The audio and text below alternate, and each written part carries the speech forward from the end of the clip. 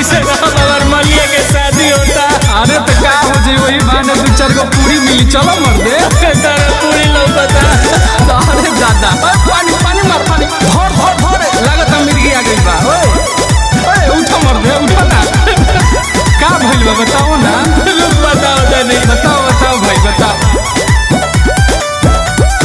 बड़ा खुश बिया जहर जिंदगी में घोर के भातारा के हाथ धोके जाई काल भोर के हमरा माल के बारात आवता।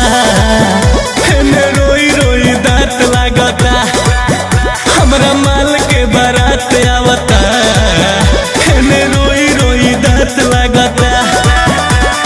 बड़ा खुश बिया जहर जिंदगी में घोर के भातारा के हाथ धोके जाई काल भोर के हमरा माल के बारात आवता। रोई रोई दांत लागता हमरा सोना के बारात आवता। रोई रोई दांत लागता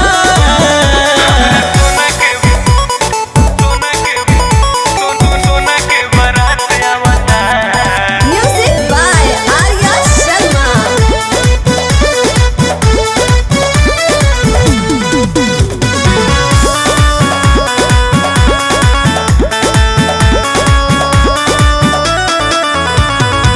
एने बुझाता हरदी जनाता लागे पियर गोर देहिया हो। क्रिया कसम तोड़लू सनम जैबू बिसारी के नहिया हो। जैबू बिसारी के नहिया हाँ। एने बुझाता हरदी जनाता लागे पियर गोर देहिया हो। क्रिया कसम तोड़लू सनम जैबू बिसारी के नहिया हो। निकलत आवाज बड़ुए धक धक दिल के साफा हथियार लेखा ले गइल के निक रोटी नहीं भात लागता। एने रोई रोई दांत लागता हमरा माल के बारात आवता। एने रोई रोई दांत लागता।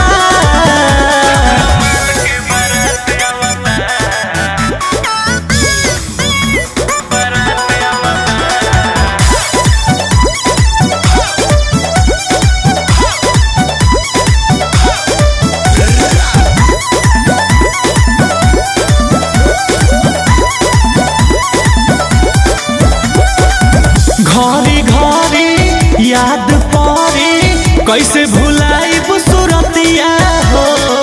बिके बिहारी सुतल कवारी जाई भुलाई सारी बतिया हो। जाई भुलाई सारी बतिया हाँ। घरी घरी याद पड़ी कैसे भुलाइब सुरतिया हो।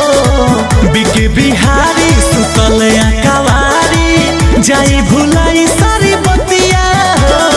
ओकरा बिना सुन लागी रंजित के गाली हमारा समान पयब दोसर हाथ माली। साला दिनों में रात लागता में रोई रोई दांत लागता हमरा सोना के बारात आवता। रोई रोई दांत लागता। चुप रहो अगला लगन में तू पारे बार।